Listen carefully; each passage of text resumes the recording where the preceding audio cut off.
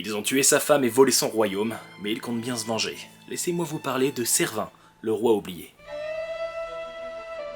En tuant la reine qui entravait le dragon maléfique, ce dernier s'est libéré, emmenant terreur et dévastation. Seul le pouvoir de la princesse Arsinoé a pu mettre un terme à cette catastrophe. Et cette puissance nécessite un sacrifice, une partie des souvenirs de l'hôte. Donc oui, le roi Servin a bien réussi à sauver sa fille, mais pas ses souvenirs de lui. On suit donc un seigneur dépossédé de son trône, de sa reine et de l'amour de sa fille. Ce qui promet une grande aventure, sanglante certes, mais pleine d'émotions. On a donc une nouvelle relation paternelle qui va se créer.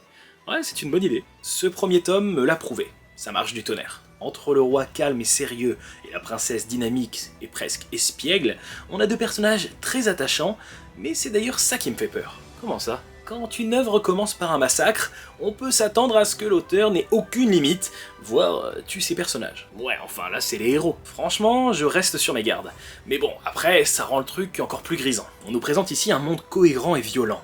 Ici, pas de méchants avec un bon fond. Les ennemis tuent, violent et détruisent tout sur leur passage. L'auteur ne met aucun gant, et tout peut arriver. Et du coup, on se prend souvent des giclées de sang dans la gueule. N'empêche, c'est un bon contraste avec cette relation familiale à reconstruire.